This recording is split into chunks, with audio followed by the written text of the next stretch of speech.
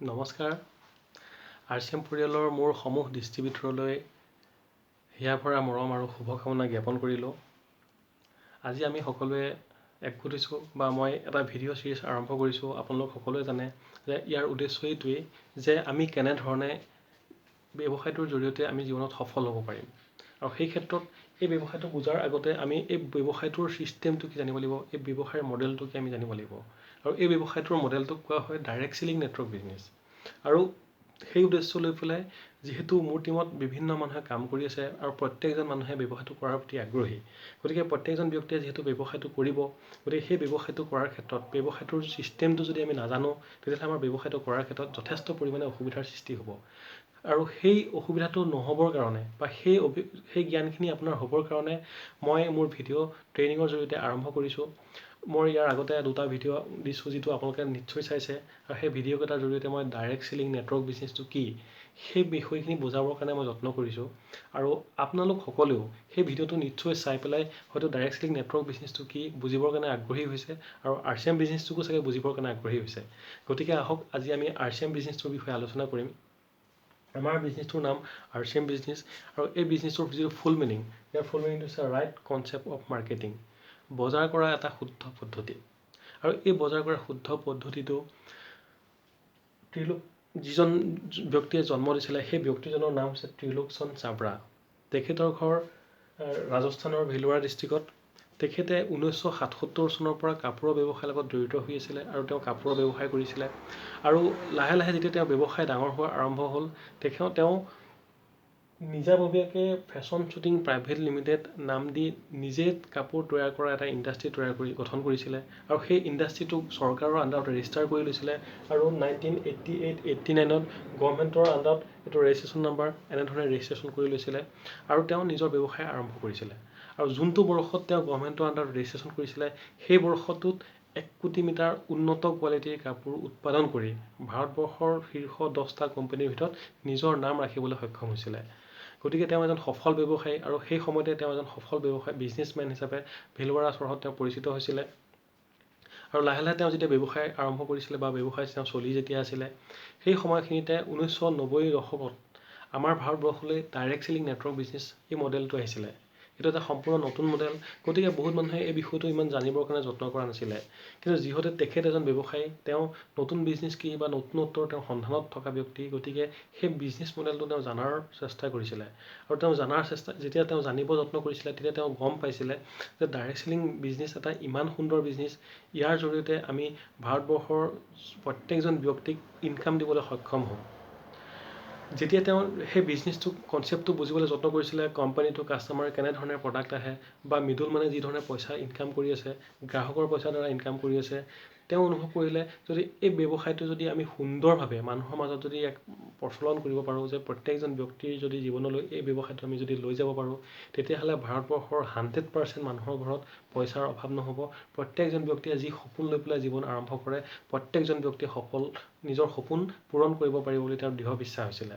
গতিকে তেওঁ বহুত দিন তেওঁ এই ব্যৱসায়টো অধ্যয়ন কৰিছিলে আৰু অধ্যয়ন কৰাৰ অন্তত তেওঁ সম্পূৰ্ণৰূপে পৰা তেওঁ বুজি ল'লে, জানি ল'লে আৰু লাহে লাহে তেওঁ ব্যৱসায়টো আৰম্ভ কৰিবৰ কাৰণে সিদ্ধান্ত ল'লে।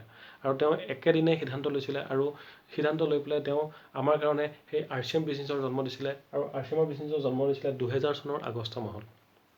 2000 চনৰ আগষ্ট মাহত তেখেতে সিদ্ধান্ত ল'লে যে মই মোৰ যি পুৰণা ব্যৱসায় আছে তাক সম্পূৰ্ণৰূপে বন্ধ কৰিম আৰু বন্ধ কৰি পেলাই মই ভাৰতবৰ্ষৰ যি 80% দুখীয়া শ্ৰেণীৰ মানুহ, এখেতসকলক মই উদ্ধাৰ কৰাৰ উদ্দেশ্য লৈ পেলাই মই ব্যৱসায় আৰম্ভ কৰিম। গতিকে তেওঁ সেই তেনেকুৱা সিদ্ধান্ত লৈ তেওঁৰ যি পুৰণা ব্যৱসায় আছিলে, সম্পূৰ্ণ ব্যৱসায় তেওঁ বন্ধ কৰিছিলে। আৰু সেই সময়ত তেওঁ ঘৰৰ পৰিয়ালৰ মানুহে তেওঁৰ বিৰোধিতা কৰিছিলে, কিন্তু তেওঁ সেই বিৰোধিতাক গুৰুত্ব নিদি তেওঁ যি মিছন আৰম্ভ কৰিছিলে, সেই মিছনত তেওঁ পূৰা আগবাঢ়ি আহিছিলে। আৰু সেই মিছনটো তেওঁ 2000 চনৰ আগষ্ট মাহৰ পৰা ষ্টাৰ্ট কৰিছিলে। আৰু সেই মিছনটোৰ নাম ৰাখিছিলে আৰ্থিক আজাদী কা অভিযান, অৰ্থনৈতিক স্বাধীনতা সংগ্ৰাম। মহান উদ্দেশ্য লৈ পেলাই তেওঁ ওলাই আহিছিলে। কাৰণ তেখেত এজন এনেকুৱা ব্যক্তি, তেওঁ কেতিয়াও নিজৰ চিন্তা কৰা নাছিলে, তেওঁ চিন্তা কৰিছিলে সমাজখনৰ কাৰণে মই কি কৰিব পাৰোঁ। আৰু যিহেতু তেওঁ ডাইৰেক্ট চেলিং বিজনেছটোৰ জৰিয়তে তেওঁ সমাজখনৰ এটা ভাল দিশ দেখা পালে, গতিকে তেওঁ সম্পূৰ্ণৰূপে তেওঁ নিজে নিজৰ ওচৰত কনফিডেঞ্চ আছিলে যে মই ব্যৱসায়টো কৰিব পাৰিম। আৰু গতিকে তেওঁ ব্যৱসায় জনসাধাৰণৰ মাজলৈ লৈ আহিলে। আৰু আজি আমি সকলোৱে গম পাইছোঁ যে RCM বিজনেছে গোটেই ভাৰতবৰ্ষত এটা সুন্দৰভাৱে প্ৰচলন চলি আছে আৰু এই ব্যৱসায়টোৰ লগত জড়িত হৈ পেলাই লাখ লাখ মানুহে নিজৰ যি মনৰ সপোন, যি মনৰ আশা আকাংক্ষা প্ৰত্যেকটো সপোন পূৰা কৰিবলৈ সক্ষম হৈছে। তেওঁ যেতিয়া এই মিছনটো আৰম্ভ কৰিছিলে আৰ্থিক আজাদীকা অভিযান, সেই মিছনটো সফল কৰিবৰ কাৰণে, জনসাধাৰণৰ মাজত নিবৰ কাৰণে, জনসাধাৰণক সেইধৰণে দিশা নিৰ্দেশ দিবৰ কাৰণে তেওঁ 3টা মহান উদ্দেশ্য লৈ পেলাই সেই মিছনটো তেওঁ আৰম্ভ কৰিছিলে। সেই উদ্দেশ্যকেইটা হ'ল, প্ৰথম উদ্দেশ্যটো হৈছে স্বাস্থ্য ৰক্ষা।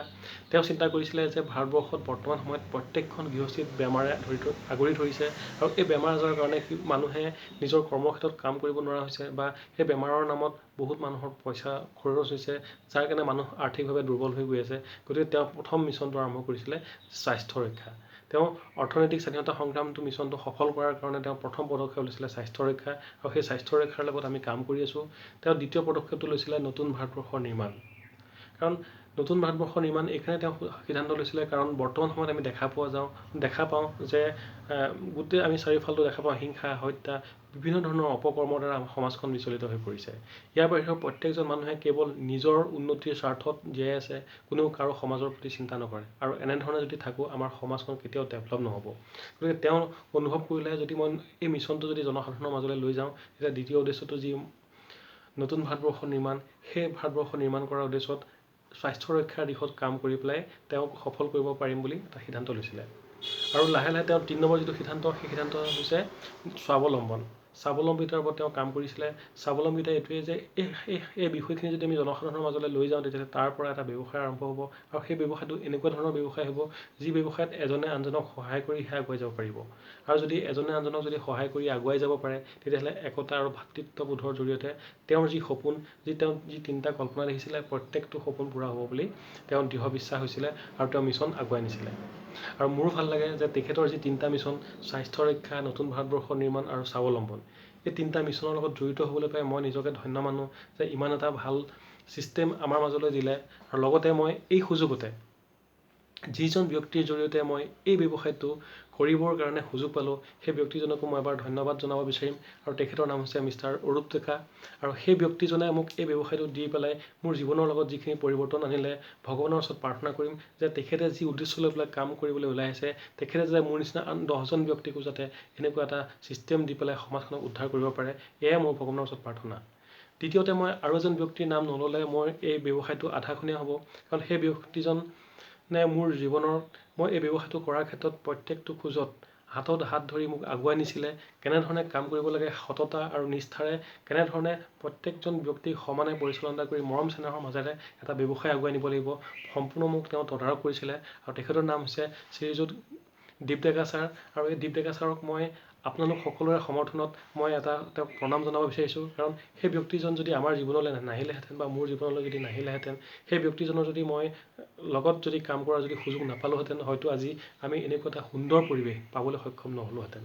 গতিকে মই পুনৰ মোৰ আদৰণীয় শ্ৰী গুৰুদেৱ দীপ ডেকা ছাৰক মই পুনৰ ধন্যবাদ জ্ঞাপন কৰিছোঁ।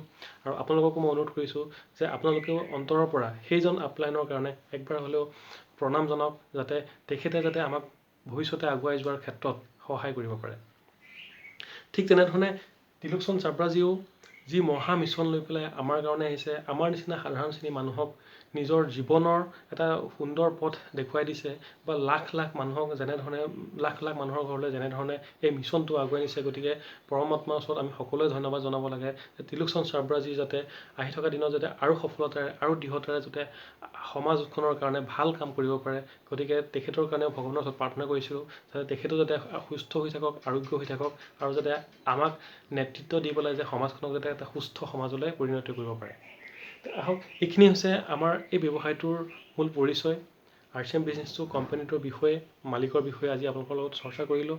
এতিয়া নেক্সট চৰ্চা কৰিম যে মাননীয় ত্ৰিলোকচন্দ চাবৰাজীৰ যি 3টা উদ্দেশ্য আছিলে, স্বাস্থ্য ৰক্ষা, নতুন ভাৰতবৰ্ষ নিৰ্মাণ, স্বাৱলম্বন, সেইকেইটা দিশত আমি কেনেধৰণে কাম কৰিছোঁ সেই উদ্দেশ্য অকণ আলোচনা কৰিম। আহক আমি প্ৰথমতে স্বাস্থ্য ৰক্ষাৰ ওপৰত আলোচনা কৰোঁ।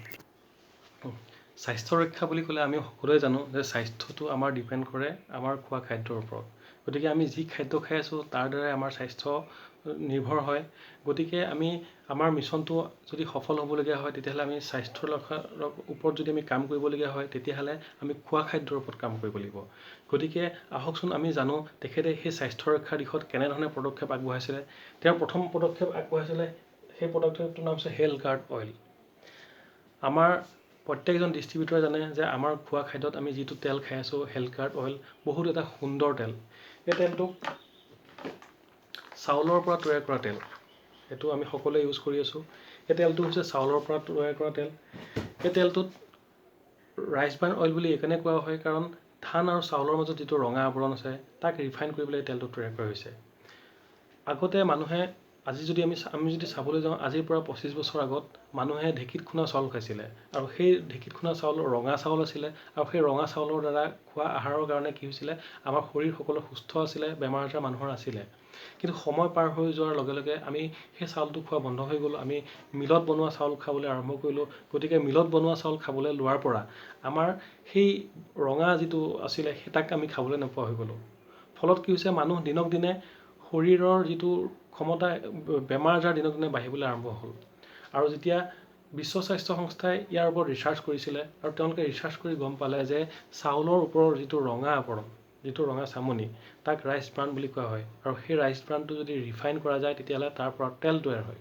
আৰু সেই তেলটো যদি মানুহে খাব পাৰে তেতিয়াহ'লে তাত দেখা পোৱা গৈছিলে যে 3বিধ এণ্টিঅক্সিডেণ্ট প্ৰাকৃতিকভাৱে পোৱা যায় আৰু সেই এণ্টিঅক্সিডেণ্টকেইটা হৈছে ট্ৰক'ফেৰলছ, ট্ৰক'ট্ৰিনলছ আৰু অৰাইজনেল। এই 3টা এণ্টিঅক্সিডেণ্ট যদি আমাৰ শৰীৰত খাদ্যৰ জৰিয়তে যদি আমাৰ দেহলৈ গৈ থাকে তেতিয়াহ'লে তেওঁ কৈছিলে যে মানুহৰ শৰীৰত ৰোগ প্ৰতিৰোধক ক্ষমতাটো শক্তিশালী হৈ থাকে আৰু সহজে বেমাৰে আক্ৰমণ কৰিব নোৱাৰে। কিন্তু আমি নিজেও গম পালোঁ যে যেতিয়া আমি সেইবোৰ বস্তু নোখোৱা হৈ গ'লোঁ লাহে লাহে আমাৰ প্ৰত্যেকজন ব্যক্তিৰ বেমাৰ বাঢ়িবলৈ আৰম্ভ হৈ গ'ল। আৰু আমি নিজকে ধন্য মানো কিয়নো আমি RCM চিষ্টেমত জড়িত হৈ পেলাই আমি এবিধ তেল খাবলৈ আমি সুযোগ পাইছোঁ, যিবোৰ তেল খোৱাৰ কাৰণে আমাৰ শৰীৰত থকা প্ৰত্যেকটো বেমাৰেই নাইকিয়া হৈ গৈছে।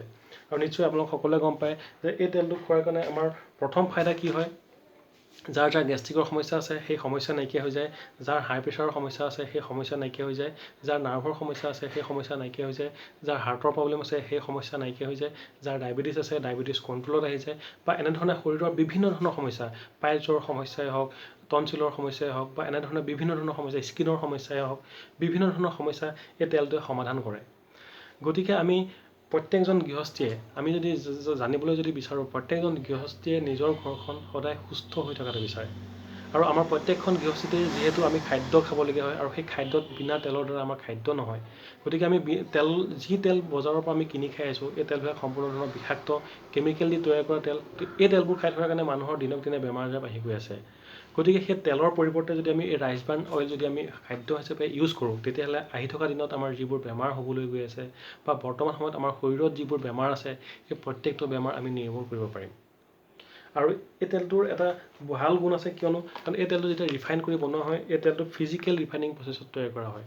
ফিজিকেল ৰিফাইনিং প্ৰচেছত তৈয়াৰ কৰিলে কি হয়, তেতিয়া তেলৰ মাজত যিখিনি ঔষধীয় গুণ থাকে সেই ঔষধীয় গুণখিনি সম্পূৰ্ণৰূপে সুৰক্ষিত হৈ থাকে, নষ্ট হৈ নাযায়। ফলত ইয়াক প্ৰত্যেকজন বেমাৰী ব্যক্তিয়ে হওক বা প্ৰত্যেকজন ব্যক্তিয়ে ইয়াক মেডিচিন হিচাপে ইয়াক ইউজ কৰিব পাৰে। যদি আমি প্ৰত্যেকজন ব্যক্তিয়ে যদি ৰাতিপুৱা খালী পেটত এই তেলটো যদি 2 চামুচ আমি কেঁচাই খাব পাৰোঁ তেতিয়াহ'লে আমি বহুতখিনি বেমাৰ আৰোগ্য হোৱাৰ ক্ষেত্ৰত ই সহায় কৰে। বিশেষকৈ গেষ্ট্ৰিকৰ যাৰ সমস্যা আছে তেওঁলোকে মেডিচিনৰ সলনি যদি ইয়াক খাবলৈ আৰম্ভ কৰি দিয়ে তেতিয়াহ'লে তেওঁ গেষ্ট্ৰিকৰ সমস্যা জীৱনৰ কাৰণে নাইকিয়া হৈ যাব। দ্বিতীয়তে যিসকল ব্যক্তিৰ হাই প্ৰেছাৰ আছে, নাৰ্ভৰ প্ৰব্লেম আছে বা আপোনাৰ হাৰ্টৰ প্ৰব্লেম আছে, সেইসকল ব্যক্তিয়ে যদি ৰেগুলাৰ 6 মাহ 1 বছৰ যদি কণ্টিনিউ খাই থাকে তেতিয়াহ'লে তেওঁলোকৰ সেই বেমাৰবিলাক নাইকিয়া হৈ যায়। বা যিসকল ব্যক্তিৰ ডায়েবেটিছৰ সমস্যা আছে তেওঁলোকে যদি কণ্টিনিউ 6 মাহ 1 বছৰ যদি তেলটো ৰেগুলাৰ খাই থাকে তেতিয়াহ'লে তেওঁ নিজে অনুভৱ কৰিব যে ডায়েবেটিছ আগতকৈ অলপ হ'লেও কণ্ট্ৰলত আহিছে। গতিকে এনেধৰণে বিভিন্ন ধৰণৰ সমস্যাত এই তেলটোৱে আমাক সহায় কৰিছে। আৰু কেৱল তেলৰ আপোনাৰ ঔষধীয় গুণেই নহয়, ইয়াৰ ব্যৱহাৰিক গুণো বহুত ভাল আছে। ব্যৱহাৰিক গুণটো এনেকুৱা হয়, এই তেলটো খুব কম পুৰে, ধোঁৱা নোলায় আৰু নেফেনায়। আমি সচৰাচৰ দেখা পাওঁ বজাৰৰ যিবোৰ তেল আমি ঘৰত খাদ্য হিচাপে খাওঁ প্ৰত্যেকটো তেল কেৰাহীত দিয়াৰ লগে লগে ধোঁৱা ওলাই যায়, ফেন ওলাই যায় বা থৈ দিলে বাচনবোৰ আঠা আঠা নিচিনা হৈ যায়, সেইবিলাকো আমাৰ কাৰণে বহুত ভয়ানক।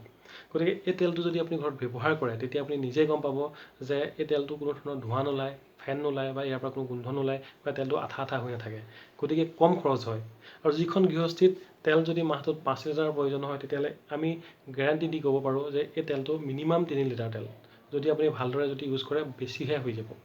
গতিকে সেই ক্ষেত্ৰত আমি দেখা পোৱা যায় ই শৰীৰৰ উপকাৰ কৰি আছে, লগতে আপোনাৰ খুব কম তেলৰ খৰচ হৈছে।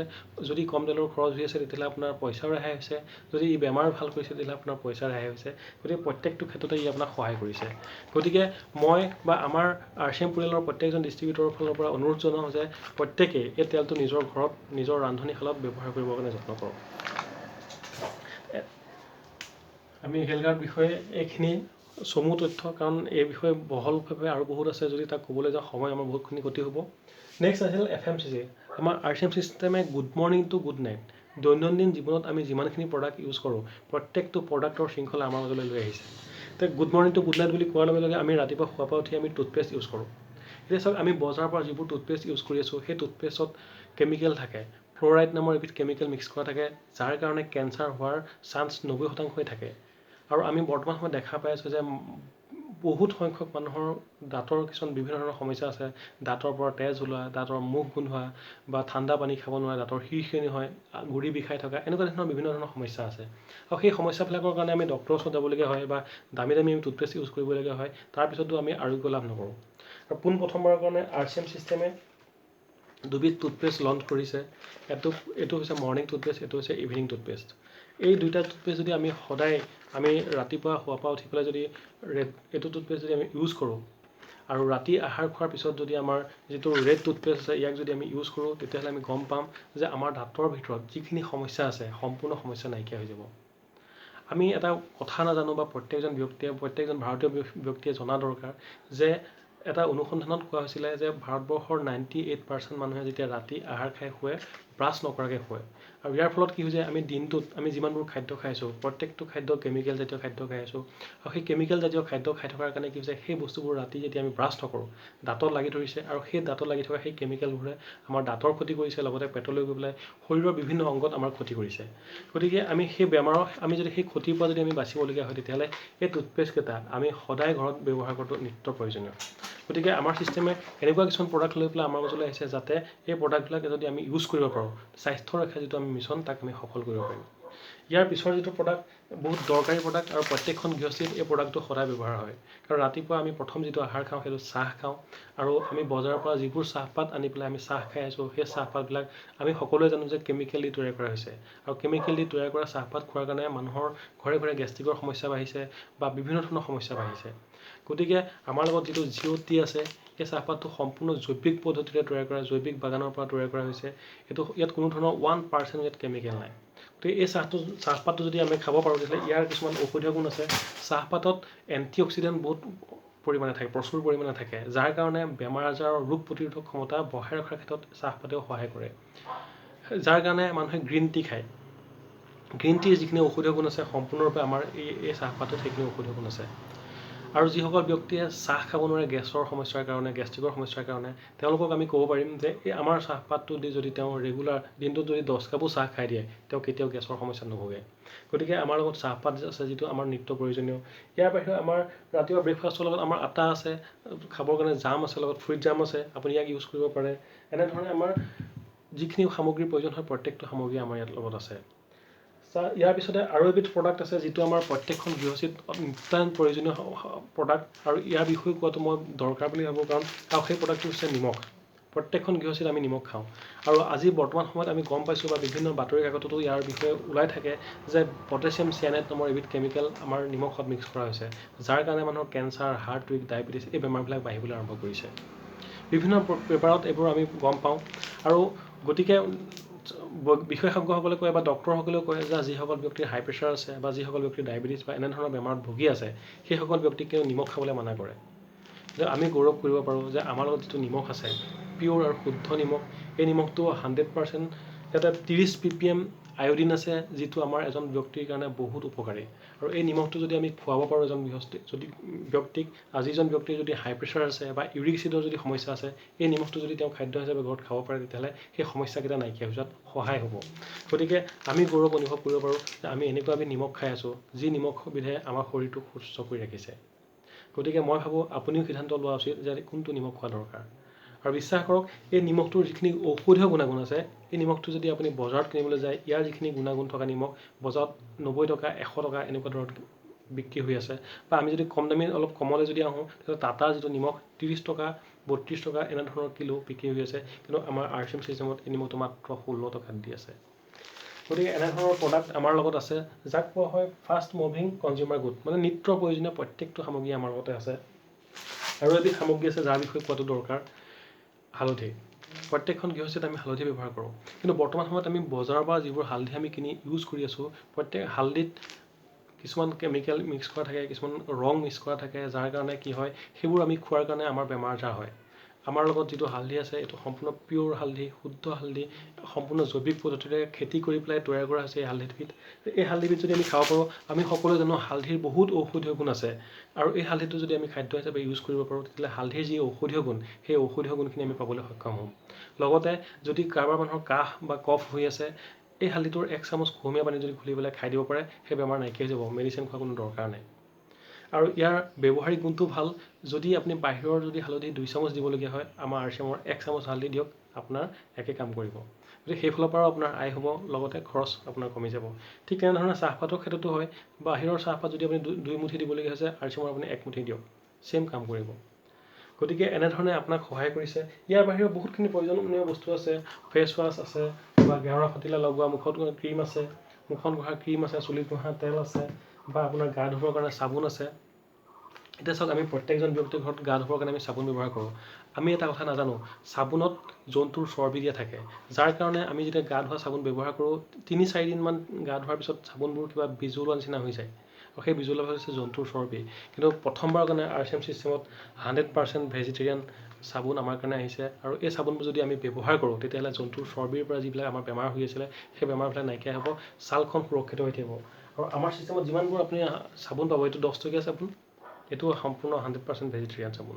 গতিকে ইয়াত কোনো ধৰণৰ জন্তুৰ চৰ্বি নাই, আৰু আপোনাৰ ইয়াক ব্যৱহাৰ কৰিলে আপুনি গম পাব, বাহিৰৰ চাবোন যদি 3-4 দিনত নষ্ট হৈ যায়, এই চাবোনটো 10 টকা চাবোন কমেও 10 দিন যাব, আপোনাৰ গেৰাণ্টি আছে। গতিকে সেই ক্ষেত্ৰত আপুনি ভাল চাবোনো পাই আছে, লগতে আপুনি বহুদিন যোৱাৰ কাৰণে আপোনাৰ পইচাও ৰেহাই হৈছে। এনেধৰণে FMCGৰ ক্ষেত্ৰত আমাক বিভিন্ন ধৰণৰ প্ৰডাক্টৰ জৰিয়তে আমাক চিষ্টেমে সহায় কৰিছে, আৰু আমি সেই প্ৰডাক্টছবোৰ যদি আমি ঘৰত ইউজ কৰিব পাৰোঁ তেতিয়াহ'লে আমাৰ শৰীৰটো নিৰোগী হৈ থাকিব, ইয়াৰ গেৰাণ্টি আছে। 3 নম্বৰ যিটো পদক্ষেপ, সেই পদক্ষেপটো হৈছে হৰিত সঞ্জীৱনী।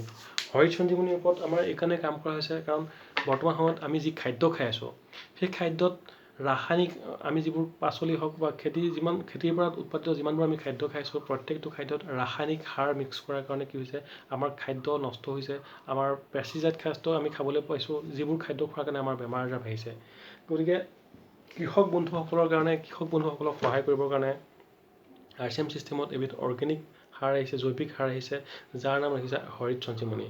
হৰিত সঞ্জীৱনীৰ জৰিয়তে আমি যিমানবোৰ খেতি কৰোঁ প্ৰত্যেকটো খেতিত ইয়াক ইউজ কৰিব পৰা যায়, আৰু যদি ইয়াক ইউজ কৰি পেলাই যদি আমি ফচল তৈয়াৰ কৰিব পাৰোঁ, যদি আমি কৃষক বন্ধুসকলক যদি আমি এই প্ৰডাক্টটোৰ জৰিয়তে যদি আমি সহায় কৰিব পাৰোঁ, তেতিয়াহ'লে তেওঁলোকৰ পৰা যি উৎপাদিত সামগ্ৰী হ'ব, প্ৰত্যেকটো সামগ্ৰী আমি জৈৱিক খাদ্য খাবলৈ পাম, আৰু জৈৱিক আহাৰ যদি আমি খাবলৈ আৰম্ভ কৰি দিওঁ তেতিয়াহ'লে আমাৰ শৰীৰৰ পৰা বেমাৰ নাইকিয়া হৈ যাব। গতিকে এনেধৰণে আমাৰ হৰিত সঞ্জীৱনীৰ জৰিয়তে আমি পদক্ষেপ আৰম্ভ কৰিছোঁ। নেক্সট পদক্ষেপটো হৈছে আমাৰ নিউট্ৰিচাৰ্জ। নিউট্ৰিচাৰ্জ এটা বহুত গুৰুত্বপূৰ্ণ প্ৰডাক্ট, আৰু RCM চিষ্টেমত নিউট্ৰিচাৰ্জে বহুত গুৰুত্বপূৰ্ণ ভূমিকা লৈছে। কিয়নো আমি চাওক, আমি দৈনন্দিন আহাৰত যিবোৰ খাদ্য খাই আছোঁ, প্ৰত্যেকেই জানে আমি সুস্থ থাকিবৰ কাৰণে সদায় সেউজীয়া শাক পাচলি, ফল মূল এইবোৰ আমি খাব লাগে, কিন্তু সেইবোৰ আমাৰ খাদ্য যদি আমি থালিখন যদি চাবলৈ যাওঁ তাত একো নাথাকে। ফলত কি হৈছে, আমাৰ শৰীৰটোৱে কাম কৰিবৰ কাৰণে যিখিনি শক্তিৰ প্ৰয়োজন হয় সেউজীয়া শাক পাচলি আৰু ফল মূলৰ পৰা পোৱা যায়, কিন্তু আমি নেখোৱাৰ ফলত কি হৈছে, সেই বস্তুবোৰ আমাৰ কমি কমি গৈ আছে। ফলত আমি শাৰীৰিকভাৱে দুৰ্বল হৈ গৈ আছোঁ, কাম কৰাৰ শক্তি শৰীৰত নাইকিয়া হৈ গৈছে, অকণমান কাম কৰিলে ভাগৰ লগা মানুহৰ আৰম্ভ হৈছে, কাৰ বিষ, বিভিন্ন ধৰণৰ সমস্যা বাঢ়ি পৰিছে। RCM চিষ্টেমত নিউট্ৰিচাৰ্জ নামৰ এটা ব্ৰেণ্ড জড়িত হৈছে, আৰু সেই ব্ৰেণ্ডে প্ৰায় 21 বিধমান আমাৰ লগত প্ৰডাক্ট দিছে, কিন্তু মেইন প্ৰডাক্ট হৈছে এই দুটা। এইটো হৈছে পুৰুষৰ কাৰণে, 14 বছৰ বয়সৰ ওপৰৰ প্ৰত্যেকজন পুৰুষৰ শৰীৰত যিখিনি খাদ্যৰ প্ৰয়োজন হৈছে আমি খাদ্যৰ পৰা নাপাওঁ। যদি আমি আহাৰ খোৱাৰ পিছত যদি ইয়াৰ এটা টেবলেট যদি আমি খাদ্য হিচাপে খাব পাৰোঁ, তেতিয়াহ'লে আমাৰ শৰীৰটো সুস্থ হৈ থাকিব, কেতিয়াও বেমাৰ আজাৰ আক্ৰমণ নকৰিব। ঠিক তেনেধৰণে মহিলাৰ কাৰণে এইটো প্ৰডাক্ট, বিভিন্ন ধৰণৰ ফল মূল আৰু পাচলিৰ দ্বাৰা, ফল মূলৰ দ্বাৰা এই প্ৰডাক্টটো তৈয়াৰ কৰা হৈছে। প্ৰত্যেকগৰাকী মহিলাই যদি ইয়াক এটা টেবলেট দৈনন্দিন আহাৰত যদি খাব পাৰে, তেতিয়াহ'লে তেওঁৰ শৰীৰত যিখিনি বস্তুৰ অভাৱ হৈ আছে সেই অভাৱখিনি পূৰণ হৈ যাব, আৰু যদি শৰীৰৰ যদি সেই ভিটামিন বা যিবোৰ বস্তুৰ অভাৱ যদি পূৰণ হৈ যায়, তেতিয়াহ'লে নিশ্চয়কৈ তেওঁ এজন নিৰোগী মানুহ থাকিব পাৰিব। এনেধৰণে নিউট্ৰিচাৰ্জৰ জৰিয়তে আমাক সহায় কৰিছে। ঠিক তাৰপিছতে আমাৰ লগত এবিধ প্ৰডাক্ট আছে, নাম হৈছে গুড ডট। এবিধ এনেকুৱা চমৎকাৰী প্ৰডাক্ট, ইয়াক আমি যদি ক'বলৈ যাওঁ, এই প্ৰডাক্টটোৰ নাম হৈছে ভেজিটেৰিয়ান বাইটছ। এই প্ৰডাক্টটো হৈছে মাংসৰ ছাবষ্টিটিউট। আজি বৰ্তমান সময়ত প্ৰত্যেক মানুহে মাংস খাই ভাল পায়। কিয় ভাল পায়? কাৰণ মাংসৰ যিটো টেষ্ট, সেই টেষ্টটো মানুহে ভাল পায়। লগতে মাংসৰ পৰা যি প্ৰ'টিন পায়, সেই প্ৰ'টিনৰ দ্বাৰা শক্তি পাওঁ বুলি আমি ভাবোঁ। কিন্তু ইয়াৰ ফলত কি হৈছে, মাংসত অতিমাত্ৰা কলেষ্ট্ৰল থাকে, অতিমাত্ৰা চৰ্বি থাকে, যাৰ কাৰণে কি হৈছে মানুহৰ বেমাৰ আজাৰ বাঢ়িছে। আৰু কলেষ্ট্ৰল বেছিকৈ খোৱাৰ কাৰণে মানুহৰ হাৰ্ট এটেক হৈছে, ডায়েবেটিছ হৈছে, এইবিলাক বেমাৰ আজাৰ হৈ আছে। আৰু বহুতে ভয়কৈ খায়, নিজৰ জিভাৰ টেষ্টৰ কাৰণে ভয়কৈ হ'লেও অকণ হ'লেও খাবলৈ যত্ন কৰে বা খাই থাকে। তো আমাৰ ছিষ্টেমে কি কৰিছে যে প্ৰত্যেকজন ব্যক্তিয়ে যাতে মাংসৰ টেষ্ট হেৰুৱাব নালাগে বা বেমাৰ আজাৰতো পৰিব নালাগে, গতিকে সেইবোৰ সিদ্ধান্ত লৈ পেলাই সম্পূৰ্ণ ভেজিটেৰিয়ান এবিধ খাদ্য তৈয়াৰ কৰিছে। এই খাদ্যটো যদি আমি ইউজ কৰিব পাৰোঁ, তেতিয়াহ'লে ই মাংসৰ ছাবষ্টিটিউট হিচাপে কাম কৰিব।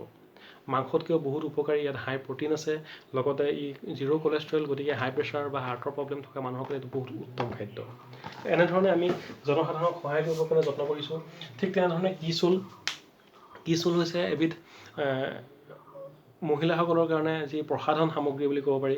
প্ৰসাধন সামগ্ৰীৰ ক্ষেত্ৰত সহায় কৰিছে। ইয়াতে কাজল আছে, লিপষ্টিক আছে, আইলাইনাৰ আছে, নেইল পলিচ আছে। তো এনেধৰণৰ যিখিনি সামগ্ৰী আছে, এতিয়া বৰ্তমান সময়ত আমাৰ মহিলাসকলে যিবোৰ মানে প্ৰসাধন সামগ্ৰী ইউজ কৰে, প্ৰত্যেকটো বস্তুত কেমিকেল দিয়া আছে, তাতো জন্তুৰ চৰ্বি দিয়া থাকে, যাৰ কাৰণে আমাৰ শৰীৰত ক্ষতি কৰে। মোৰ হাতত তেনেকুৱা কিচুলৰ প্ৰডাক্ট নাই বাৰু, তথাপি এবিধ আছে, এইটো হৈছে নেইল পলিচ বুলি ক'ব পাৰি। নেইল পলিচ প্ৰত্যেকগৰাকী মহিলাই ইয়াক ইউজ কৰে। বা আমাৰ লগত এনেধৰণৰ কিছুমান প্ৰডাক্ট আছে, যিবোৰ প্ৰডাক্ট আমি ইউজ কৰি পেলাই মহিলাসকলক সুন্দৰ কৰি ৰাখিব পাৰিম, লগতে তেওঁলোকৰ স্বাস্থ্যও ঠিক কৰি ৰাখিব পাৰিম। এতিয়া চাওক, আমাৰ যি স্বাস্থ্য ৰক্ষাৰ মিছন, স্বাস্থ্য ৰক্ষাত আমি এনেধৰণৰ কেটেগৰীৰ জৰিয়তে আমি কাম কৰিবলৈ আৰম্ভ কৰিছোঁ। আৰু এই বস্তুখিনি যদি আপোনাৰ ঘৰত যদি প্ৰত্যেকটো চিৰিজ যদি আপোনাৰ ঘৰত যদি ব্যৱহাৰ কৰা আৰম্ভ কৰি দিয়ে, 100% গেৰাণ্টি আছে আপোনাৰ ঘৰত যি বেমাৰ আজাৰ আছে, সম্পূৰ্ণ বেমাৰ আপোনাৰ ঘৰৰ পৰা নাইকিয়া হৈ যাব। এনেধৰণে আমাৰ ছিষ্টেমটোৱে স্বাস্থ্য ৰক্ষাৰ ওপৰত কাম কৰি আছে। ইয়াৰ যিটো নেক্সট নতুন ভাৰতবৰ্ষ নিৰ্মাণ এইটোৱে, যেতিয়া মানুহৰ ঘৰে ঘৰে বেমাৰ আজাৰ নাইকিয়া হৈ যাব, যেতিয়া মোৰ জৰিয়তে যদি আন 10খন মানুহৰ ঘৰত যদি বেমাৰ আজাৰ নাইকিয়া হৈ যায়, মই যদি ইনকাম কৰোঁ, মোৰ জৰিয়তে যদি সেই 10ঘৰ মানুহৰ যদি মই ইনকাম দিবৰ যদি এটা সুবিধা পাওঁ, তেতিয়াহ'লে কি হ'ব পাৰে, মোৰ আৰু সেই মানুহখিনিৰ মাজত ভাতৃত্ববোধৰ সৃষ্টি হ'ব। আৰু এনেধৰণে আমি এখন সুন্দৰ সমাজ সৃষ্টি কৰিব পাৰিম, য'ত এজন মানুহে আনজন মানুহৰ উপকাৰ কৰিবলৈ চিন্তা কৰিব। সেইটোৱে কোৱা হৈছে নতুন ভাৰতবৰ্ষৰ নিৰ্মাণ। তৃতীয়টো হৈছে স্বাৱলম্বিতা। স্বাৱলম্বিতা মানে কি, এই কামটোৰ জৰিয়তে ময়ো ইনকাম কৰিব পাৰিছোঁ, মোৰ জৰিয়তে আন 10জন মানুহৰ ঘৰত ইনকাম দিবলৈ সক্ষম হৈছোঁ। গতিকে এইখিনি হৈছে RCM ছিষ্টেমৰ বিষয়ে আজি আপোনালোকৰ লগত জনাবলগীয়া বিষয়বস্তু আছিলে। RCM ছিষ্টেমে সেই উদ্দেশ্য লৈ পেলাই কাম কৰিছে, যিটো উদ্দেশ্য বৰ্তমান সময়ত এখন সমাজত যথেষ্ট পৰিমাণে প্ৰয়োজন। এতিয়া আহক, এই ব্যৱসায়টোত জড়িত হোৱাৰ পিছত আপুনি এই বস্তুখিনি ঘৰলৈ নিয়াৰ পিছত ইয়াৰ পৰা আপোনাৰ কি বেনিফিট হ'ব। স্বাস্থ্যৰ ক্ষেত্ৰতো বেনিফিট হ'ব, আপুনি গম পাইছে, ভাল খাদ্য।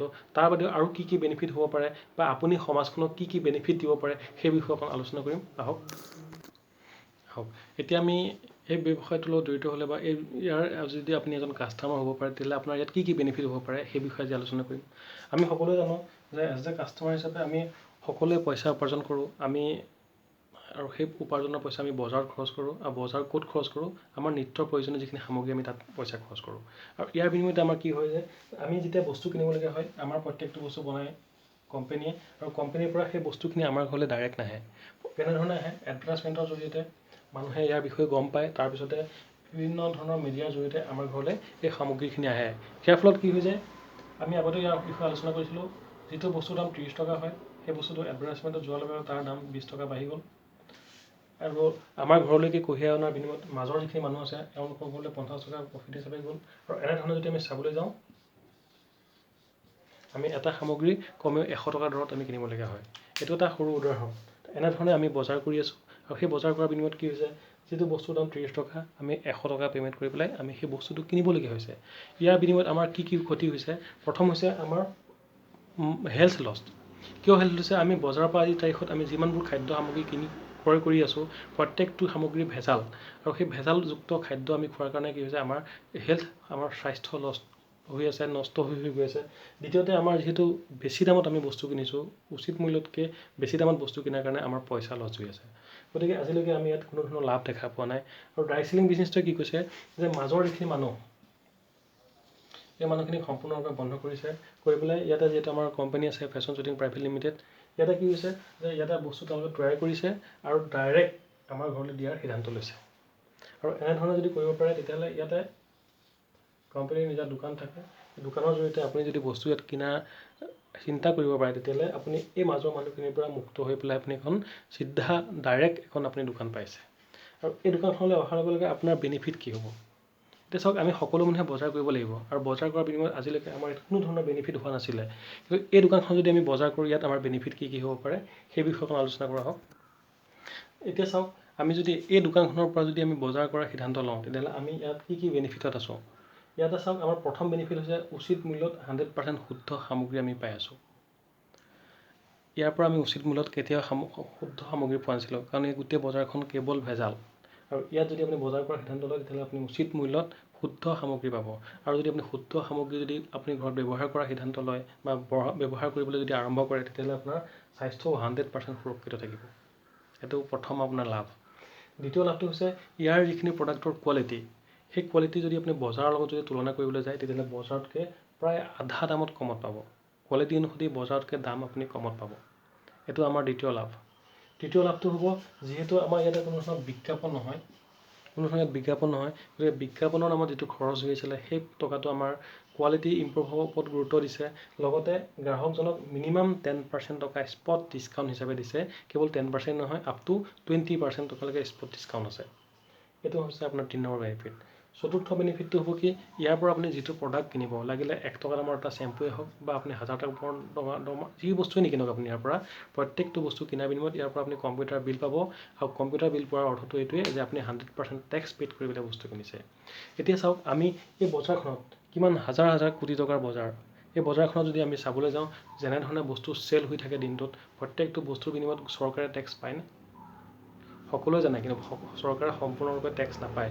ফলত কি হৈছে, অৰ্থনীতি তললৈ গৈছে। আৰু সেই অৰ্থনীতি জোৰা মাৰিবৰ কাৰণে কি হৈছে, চৰকাৰে বস্তুৰ দাম বঢ়াবলগীয়া হৈছে। আৰু যদি চৰকাৰে যদি বস্তুৰ দাম বঢ়াবলগীয়া হয়, মাধমাৰটো কোনো আকৌ আমি খাবলগীয়া হয় এজ এ কাষ্টমাৰ হিচাপে। তো এই দিশত যদি আপুনি বজাৰ কৰাৰ সিদ্ধান্ত লয়, ইয়াৰ পৰা যদি আপুনি সম্পূৰ্ণৰূপে বজাৰ কৰাৰ সিদ্ধান্ত লয়, তেতিয়া আপুনি ইয়াৰ পৰা যিটো বস্তুৱে কিনিব, 100% টেক্স পেড কৰি পেলাই বস্তু কিনিব। আৰু 100% যদি টেক্স পেড কৰি পেলাই যদি আমি বস্তু কিনো, তেতিয়াহ'লে চৰকাৰে ইয়াৰ উচিত টেক্স পাব, চৰকাৰৰ হ'লে সম্পূৰ্ণৰূপে ভাল ইনকাম যাব। আৰু য'ত আমি দেশৰ অৰ্থনীতি মজবুত কৰাৰ ক্ষেত্ৰত আমি সকলোৱে মিলি সহযোগ কৰিব পাৰোঁ। এনেধৰণে আমি ইয়াৰ পৰা যদি প্ৰডাক্ট কিনো, তেতিয়াহ'লে আমি 100% টেক্স পেড কৰি পেলাই বস্তু কিনো, আৰু নিজকে সেইটোৱে গৌৰৱ অনুভৱ কৰিব পাৰোঁ আমি। এইটো হৈছে আপোনাৰ 4 নম্বৰ বেনিফিট। 5 নম্বৰ যিটো বেনিফিট, সেইটো হৈছে আপোনাৰ 30 দিনৰ মানি বেক গেৰাণ্টি। ধৰি লৈছোঁ আপুনি ইয়াৰ পৰা এটা টুথপেষ্ট ইউজ কৰিছে, আৰু টুথপেষ্টটো আপুনি বেয়া পাইছে। আপুনি 30 দিনৰ ভিতৰত, বিলিং কৰাৰ 30 দিনৰ ভিতৰত আপুনি যদি দোকানত ঘূৰাই দিয়েগৈ, দোকানীজনে ঘূৰাই ল'ব। এতিয়া চাওক, আমি যদি এই বজাৰৰ পৰা যদি বজাৰ কৰোঁ, তাৰ পৰা যদি আমি বস্তু এটা আনি পেলাই ইউজ কৰাৰ পিছত যদি বেয়া লাগিল, তাক যদি আমি ঘূৰাই দিওঁগৈ, দোকানীজনে বা ঘূৰাই দিবনে? লিখা থাকে যে বিক্ৰী হোৱা বস্তু কেতিয়াও ঘূৰাই লোৱা নহয়। এই দোকানখন কৈছে যে আপুনি ইয়াৰ পৰা মোৰ বস্তু লৈ যাওক, যি বস্তুৱে নহওক, লাগিলে এটা চাবোনেই হওক বা যি বস্তুৱে নহওক, আপুনি যদি বস্তুবোৰ বেয়া পাইছে, ইউজ কৰি যদি ভাল পোৱা নাই, তেতিয়াহ'লে আপুনি 30 দিনৰ ভিতৰত যদি ঘূৰাই দিয়ে, ঘূৰাই ল'বলৈ বাধ্য। আমি ঘূৰাই লওঁ। আৰু আপোনালোকৰ কাৰণে কওঁ যে RCM বিজনেছটো 2000 চনৰ পৰা বৰ্তমান 2020 চন, এই 20 বছৰৰ ইতিহাসত আজিলৈকে কোনো এটা সামগ্ৰী ঘূৰি যোৱা নাই। এইটো হৈছে আমাৰ বেনিফিট। লাষ্ট যিটো বেনিফিট, বহুত সুন্দৰ বেনিফিট, সেই বেনিফিটটো কৈছে বিজনেছ ভলিউম। আমি এতিয়া বজাৰৰ পৰা যিমানবোৰ সামগ্ৰী ক্ৰয় কৰোঁ, ইয়াতে চাওক, ইয়াত যেতিয়া আমি বস্তু ক্ৰয় কৰোঁ, বস্তু ক্ৰয় কৰা এই মানুহখিনিৰ বিজনেছ হয়। ঠিক তেনেধৰণে যেতিয়া এই দোকানখনৰ পৰা আপুনি বস্তু কিনিব, ইয়াতো আপোনাৰ বিজনেছ হ'ব। আৰু সেই বিজনেছটোকে কোৱা হয় বিজনেছ ভলিউম। আগতে কোম্পানীয়ে সেই বিজনেছ ভলিউমটো এই মানুহখিনিক কমিশ্যন দিছিলে। এতিয়া কোম্পানীয়ে কৈছে যে মই সেই বিজনেছ ভলিউম যিটো হ'ব, সেই বিজনেছ ভলিউমৰ পৰা মই আপোনাৰ ঘৰত কমিশ্যন দিম। আৰু প্ৰথম অৱস্থাত মিনিমাম 10% এজন গ্ৰাহকে 100% পাবই খাটাং। তেওঁ কাকো কোৱা দৰকাৰ নাই, কেৱল নিজৰ ঘৰতো যদি তেওঁ বস্তু ব্যৱহাৰ কৰে, তেতিয়াহ'লে তেওঁ মিনিমাম 10% 100% গেৰাণ্টি তেওঁ পাবই, যিমান বিবিধ তেওঁ বজাৰ কৰিব। আৰু যদি তেওঁ সেই বিষয়বস্তুখিনি যদি বেলেগৰ লগত চৰ্চা কৰিব পাৰে, তেতিয়াহ'লে ব্যৱসায় যদি বাঢ়ি যায়, তেতিয়াহ'লে সেই পাৰ্চেণ্টেজটো তেওঁ 32 টকালৈকে ল'ব পাৰে। গতিকে সিদ্ধান্তটো নিজৰ যে 10% ল'ম, 32% ল'ম, বা সেইটো পিছৰ কথা, কিন্তু 100% গেৰাণ্টি আছে, সেই ব্যক্তিজনে মিনিমাম 10% তেওঁ পাবই। গতিকে আমাৰ এই ব্যৱসায়টোৰ বিষয়ে ক'বলগীয়া বিষয়বস্তু এইখিনি আছিলে। মই চেষ্টা কৰিলোঁ যে আপুনি এটা সিদ্ধান্ত লোৱাৰ ক্ষেত্ৰত মই সহায় কৰিলোঁ, যে আমি এনেধৰণে বজাৰ কৰি আছিলোঁ, কিবা লাভ হৈছে জানো ইয়াত আমাৰ? যদি ইয়াত বজাৰ কৰাৰ বিনিময়ত যদি আমাৰ একো লাভ নহয়, কিন্তু বৰঞ্চ আমাৰ দুটা লছ হৈ আছে, যদি এই বজাৰখনত বজাৰ কৰাৰ সিদ্ধান্ত লোৱাৰ বিনিময়ত যদি আমাৰ এই বস্তুখিনি যদি আমাৰ লাভ হয়, লগতে যদি আমাৰ কিবা এটা পইচা ঘূৰি অহাৰ যদি চান্স থাকে, তেতিয়াহ'লে মই ভাবোঁ এজন গ্ৰাহক হিচাপে আমি সেই সিদ্ধান্তটো লোৱা উচিত আছে। গতিকে মই আপোনালোকক কেৱল এই বিষয়খিনি জনাবহে পাৰোঁ, যিহেতু পইচা আপোনাৰ উপাৰ্জন আপুনি কৰে, ঘৰ পৰিয়াল আপোনাৰ, গোটেই সিদ্ধান্তও আপোনাৰ। গতিকে মই সিদ্ধান্ত আপোনাৰ সন্মুখত এৰি দিলোঁ। গতিকে এই বিষয়খিনি হৈছে আজি মই আপোনালোকৰ লগত আলোচনা কৰিবলগীয়া বিষয়বস্তু। আৰু এই বিষয়বস্তুখিনি আলোচনা কৰিবৰ কাৰণে মই যিদিনাখনে মই এই বিষয়খিনি গম পাইছিলোঁ সেইদিনাখনে মই এটা সিদ্ধান্ত লৈছিলোঁ যে এই যিখন বজাৰৰ পৰা আমি বজাৰ কৰিছোঁ এই বজাৰখন সম্পূৰ্ণৰূপে বাদ দি দিয়ে। এই দোকানখনৰ মোৰ কোনো প্ৰয়োজন নাই। এতিয়া চাওক, আমি যদি এই বস্তুখিনি যদি আমি অলপ প্ৰমাণ যদি চাবলৈ যাওঁ তেতিয়াহ'লে আমি কিছুমান ভাল ইয়াৰ প্ৰমাণ পাম। কেনেকুৱা ধৰণৰ যে ইয়াত কৈছে কোম্পানীয়ে যে আপুনি যিখিনি বস্তু কিনিব প্ৰায় 10% ডিছকাউণ্ট দি আছে। এতিয়া চাওক, আমি আমাৰ ঘৰখনত যদি যিমানখিনি সামগ্ৰী লাগে সম্পূৰ্ণখিনি প্ৰায়খিনি সামগ্ৰী আপুনি RCM দোকানৰ পৰা পাই আছে। যদি এখন ঘৰৰ 4 বা 5জনীয়া যদি এটা পৰিয়াল চলিবলগীয়া হয় কমেও মাহটোত 5,000 টকাৰ সামগ্ৰী লাগে। 5,000 টকাৰ সামগ্ৰী লাগে। যদি আমি সেই 5,000 টকা যদি আমি এই দোকানখনৰ পৰা কিনো তেতিয়াহ'লে আমাৰ ফাইদা কি হয়? আমাৰ প্ৰথম ফাইদা হয় স্পট আমি ডিছকাউণ্ট পাওঁ। মিনিমাম 10% যদি ডিছকাউণ্ট পাওঁ তেতিয়াহ'লে 5,000 টকাৰ বস্তু কিনিলে কমেও আমি 500 টকা আমি ডিছকাউণ্ট হিচাপে পাওঁ। যদি এক মাহৰ বজাৰত যদি আমি 500 টকা ডিছকাউণ্ট পাওঁ তেতিয়াহ'লে আমি যদি এক বছৰ যদি ইয়াৰ পৰা বজাৰ কৰাৰ সিদ্ধান্ত লওঁ তেতিয়াহ'লে আমি যদি চাওঁ আমাৰ এক বছৰ বজাৰ কৰিলে কমেও 6,000 টকা আমাৰ ছেভ হ'ব। সেইটো হৈছে আমাৰ বেনিফিট। আৰু আগতে এই 6,000 টকাটো এডভাৰটাইজমেণ্টে পাই আছিলে। ঠিক তেনেধৰণে যদি আমি ইয়াৰ পৰা বজাৰ কৰোঁ, আমাক কৈ আছে যে বিজনেছ ভলিউমৰ ওপৰত আমাক কমিশ্যন দিব। যদি আমি যদি বিজনেছ ভলিউম যদি আমি চাবলৈ যাওঁ তেতিয়াহ'লে 5,000 টকা যদি আমি বজাৰ কৰোঁ মিনিমাম ইয়াত বিজনেছ ভলিউম হয় 2500 BP। কমেও 2500 BP ইয়াত হ'ব, বেছিহে হয় বা 2500 BPটো মিনিমাম। যদি আমি 2500 BPৰ ওপৰত যদি মিনিমাম 10% যদি আমি কমিশ্যন পাওঁ তেতিয়াহ'লে আমাৰ ইয়াত বেনিফিট হয় 250 টকা। ঘৰৰ বজাৰ কৰাৰ বিনিময়ত মিনিমাম 250 টকা আপোনাৰ বেনিফিট হয়। যদি আমি এক বছৰ যদি আমি চাবলৈ যাওঁ 12 মাহ যদি পূৰণ কৰি চাওঁ তেতিয়াহ'লে আমাৰ 3,000 টকা। 3,000 টকা আমাৰ বেংক একাউণ্টত কমিশ্যন হিচাপে অহাৰ ৰাস্তা আছে। গতিকে ভাবি চাওক যে আমি বছৰ ধৰি বজাৰ কৰি খাই আছোঁ, আমাৰ ঘৰলৈ যদি 1 টকা অহা নাই, কিন্তু সেই বজাৰখিনিকে যদি আমি দোকানখন সলনি কৰি যদি ইয়াৰ পৰা লোৱাৰ যদি সিদ্ধান্ত লওঁ তেতিয়াহ'লে আমাৰ এনেধৰণে কিছুমান বেনিফিট আমাৰ ঘৰলৈ অহাৰ ৰাস্তা আছে। সেই 3,000 টকা আপোনাৰ বেংক একাউণ্টত ছেভ হ'ব। আৰু এনেধৰণে আমি এই ব্যৱসায়টোৰ লগত জড়িত হ'ব পাৰোঁ। আৰু আজি মোৰ এই RCM বিজনেছটোৰ বিষয়ে ক'বলগীয়া বিষয়বস্তু ইমানখিনি আছিলে। গতিকে আহি থকা ইয়াৰ পিছৰ যিটো ভিডিঅ' হ'ব, যদি আপুনি সিদ্ধান্ত লৈছে যে নহয় মই এই বিজনেছটোৰ লগত জড়িত হৈ পেলাই মই ইয়াৰ প্ৰডাক্ট ইউজ কৰিম, লগতে মই আন 10জন মানুহৰ লগতো শ্বেয়াৰ কৰিম, গতিকে সেই সিদ্ধান্ত যদি লৈছে তেতিয়াহ'লে আপোনালোকক ৱেলকাম জনাইছোঁ। আৰু সেই ধৰণে যদি আমি কাম কৰিলে ইয়াৰ পৰা আমি কেনেধৰণে ইনকাম কৰিব পাৰিম বা ইয়াত কেনেধৰণে ইনকাম হয় বা এই ইনকামটোৰ জৰিয়তে আমি ভৱিষ্যতটো কেনেকৈ কৰিব পাৰিম সেই উদ্দেশ্য লৈ পেলাই মই আহি থকা ভিডিঅ'ত মই আৰম্ভ কৰিম। গতিকে ইমানখিনি সময় আপুনি মনোযোগ দি এই ভিডিঅ'টো শুনাৰ কাৰণে মই ধন্যবাদ জ্ঞাপন কৰিলোঁ। গতিকে নেক্সট আহি থকা যিটো ভিডিঅ' হ'ব সেই ভিডিঅ'টো পুনৰ লগ পাম। প্ৰতিশ্ৰুতি থাকিল। ধন্যবাদ।